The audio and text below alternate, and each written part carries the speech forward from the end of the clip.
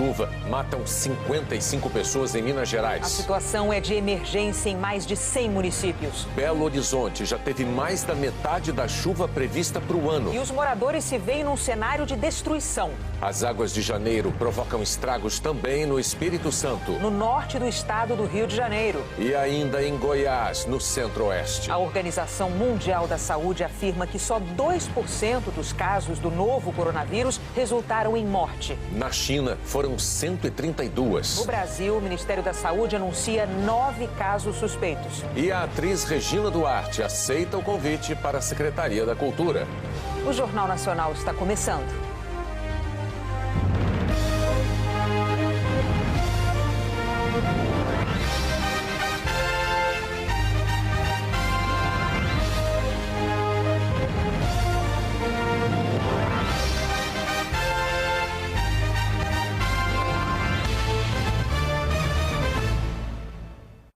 O temporal que atingiu Belo Horizonte há exatamente 24 horas provocou cenas assustadoras e muita destruição.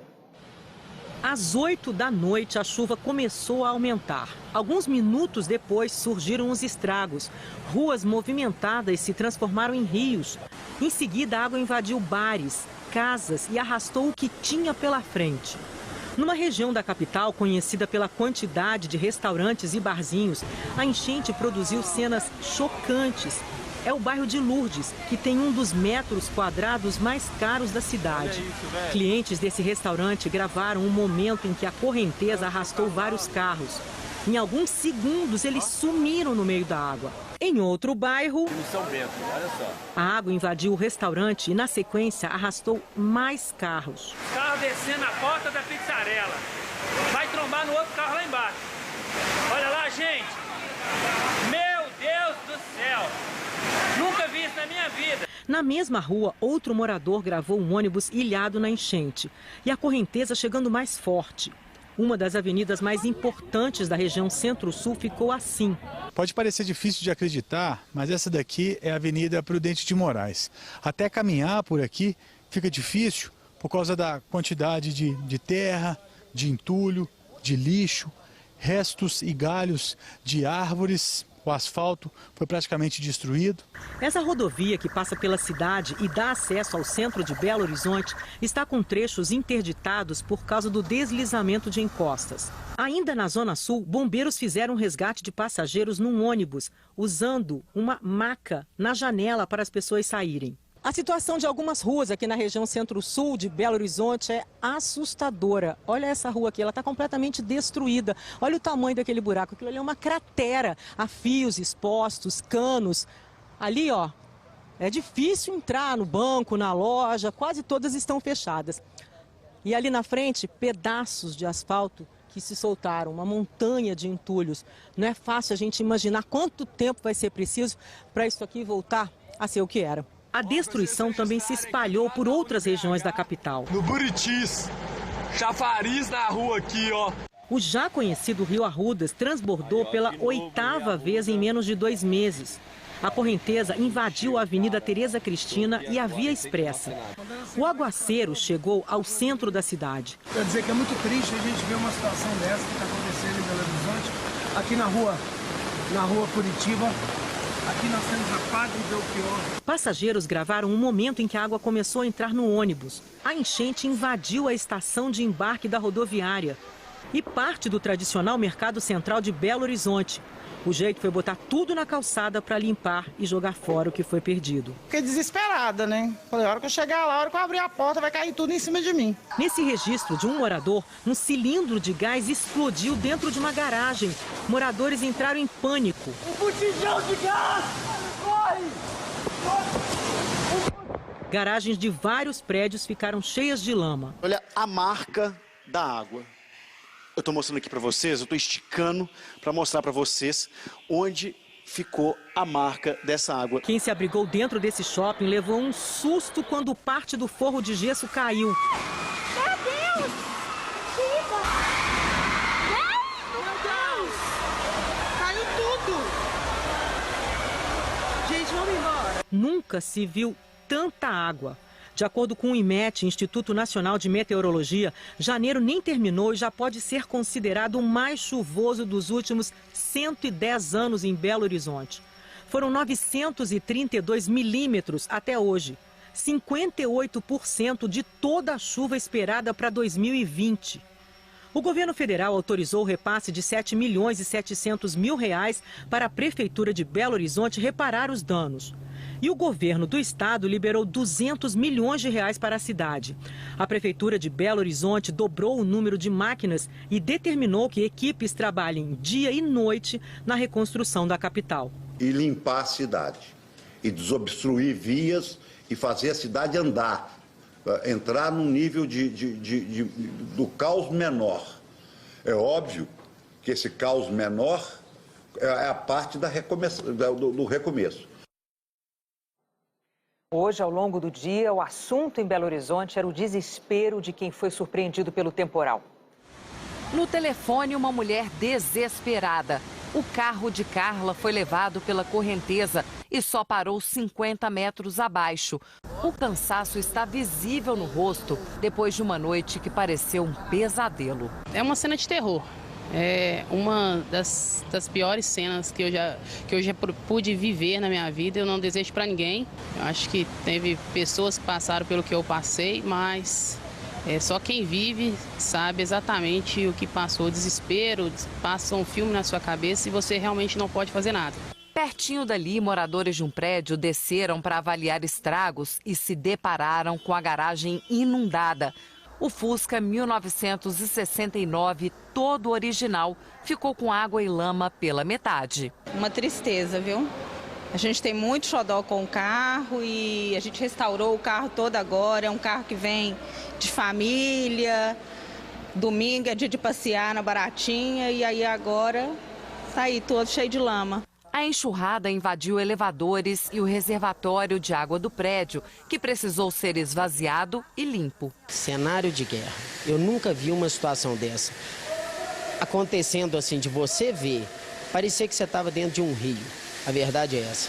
O apartamento de Dona Beatriz ficou com água e lama para todo lado.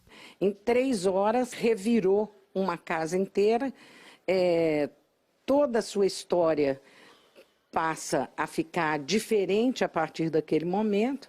E agora é lutar e conseguir ter forças para poder continuar, recomeçar, refazer as coisas, né? Durante o temporal, pessoas ficaram em perigo. A enxurrada veio de uma vez neste posto de combustíveis. Um dos funcionários precisou subir no elevador de carros para não ser levado pela correnteza. O aguaceiro era tanto que levou vários equipamentos do posto. O frentista lá no alto não pôde fazer nada além de esperar a água baixar. Este homem se salvou por pouco. Fui entrar no meu carro para tentar tirar o carro daqui e eu não consegui. Porque veio uma tromba d'água e pegou assim de surpresa. Drama que seu Antônio também viveu. Na hora da chuva eu estava dentro da guarita lá, né? Aí na hora que eu observei, a água estava descendo próximo da minha guarita. Eu fiquei, meu Deus, será que vai entrar aqui dentro ou não vai? Aí eu comecei a ver carro descendo, sabe? Aí tinha um casal ali próximo do poste, preso dentro do carro, entendeu? Aí o pessoal tentando ajudar e conseguiu tirar eles aí. Mesmo com toda a destruição no prédio de Eduardo, ele agradece pela vida. A gente olha para cá e vê nossa vida, cara. Tem 11 anos de muita felicidade aqui dentro e é difícil, cara. A gente sabe que vai reconstruir. A gente está se apegando muito a Deus, né? Graças a Deus, ninguém aqui do prédio teve um bem assim que não fosse material. Graças a Deus a gente conseguiu salvar todo mundo, mas a dor é muito grande. Desde sexta-feira passada, 55 pessoas já morreram em Minas Gerais em consequência das chuvas. José Benício Cunha Leão tinha 45 anos e morava em Nova Lima, na região metropolitana de Belo Horizonte. A enxurrada desceu e invadiu este imóvel onde havia 3 pessoas. De acordo com testemunhas, José Benício começou a abrir um buraco no muro para a água ter vazão. Ele mandou a mulher e o filho saírem do local e foi o único que ficou. mas a força da água acabou provocando um desabamento e ele foi encontrado embaixo dos escombros. A situação do local já preocupava José Benício. Este vídeo, feito pela família dele na chuva do fim de semana, mostra a força da enxurrada.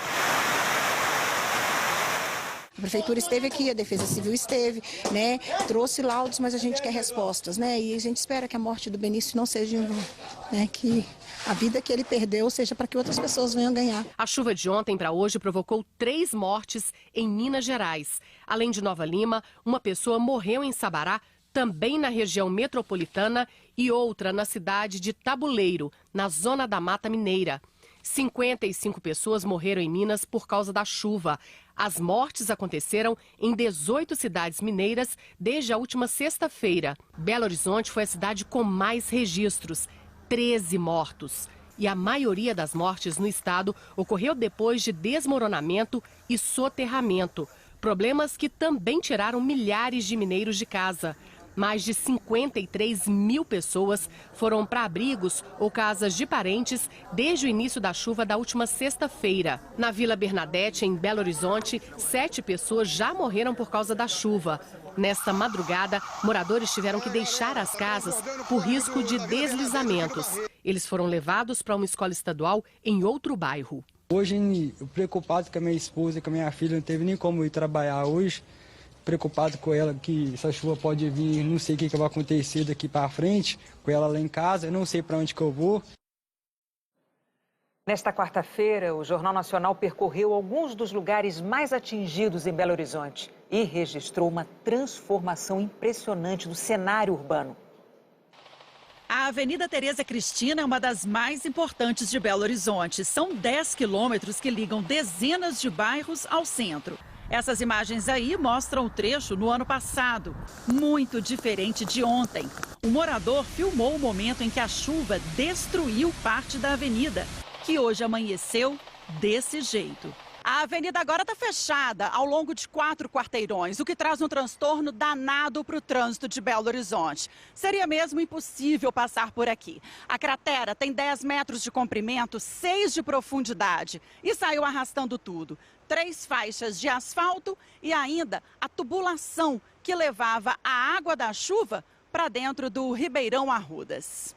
Dona Tânia viu tudo de casa. Foi terrível. Foi muito feio, muito triste. Já vi muita chuva assim, mas desse jeito é a primeira vez. No bairro Buritis, os carros foram parar em cima da calçada ontem à noite. A avenida de um cruzamento movimentado ficou sem asfalto do passeio ao canteiro central. Esse campo de futebol com gramado sintético amanheceu hoje cheio de lama. A Rua Marília de Dirceu, um dos pontos mais tradicionais no bairro de Lourdes, amanheceu assim. Luciana custa acreditar que esse é o mesmo lugar onde ela passa todo dia. Não tem nada a ver, para mim é outro lugar, é outra região. É inacreditável, parece que foram bombas mesmo de guerra que explodiram aqui na rua. Este outro quarteirão aqui também está quase irreconhecível. No lugar do asfalto só tem barro. A calçada, que era tão movimentada, agora está cheia de entulho. E adiante, o ponto de aluguel de bicicleta simplesmente desapareceu. Olha como era isso aqui antes. A Avenida Prudente de Moraes, de cima, era assim. Para o Saulo... Isso aqui é um paraíso, né? Mas hoje cedo, quando ele chegou para procurar a Kombi, ficou chocado com o que viu. Eu vi isso aqui tudo alagado, isso aqui tudo para cima, carro um por cima do outro. Aqui na garagem entrou carro, lá na garagem entrou água, uma coisa que não dá para explicar. O Sérgio está impressionado com o que a avenida virou. Não parece a nossa cidade não, muito diferente, né? Ali na frente a gente passa e tem um buraco ali, deve ser um bueiro. A gente vê o rio aqui debaixo da gente, né? As mesas dessa pizzaria ficavam assim, do lado da rua. A água ontem invadiu tudo e da varandinha os clientes ficaram assistindo aos carros boiarem. Cena que vai ser difícil tirar da cabeça. O dia 28 com certeza vai ser um dia que vai ser lembrado pra gente aqui no restaurante como um dia trágico. Muito trágico. Um dia que mudou o cenário da nossa região. As características da topografia e da urbanização de Belo Horizonte agravam muito as consequências de um temporal. Hoje o leitor Leitão está por baixo desta nova e ampla avenida. Uma verdadeira passarela negra que vai ajudar a resolver nossos problemas de trânsito. Cenas de enchentes você nunca mais verá. A propaganda da Prefeitura de Belo Horizonte da década de 1970 fez uma promessa ousada, mas faltou combinar com a natureza. Esse aí passando embaixo é o córrego do Leitão. Um dia, há mais de meio século, um engenheiro especializado em planejamento urbano acreditou que conseguiria contê-lo aqui dentro. Só que basta a gente olhar para trás para ver que esse plano não deu certo. Cobrir rios para abrir ruas e avenidas fez parte da estratégia de desenvolvimento de BH.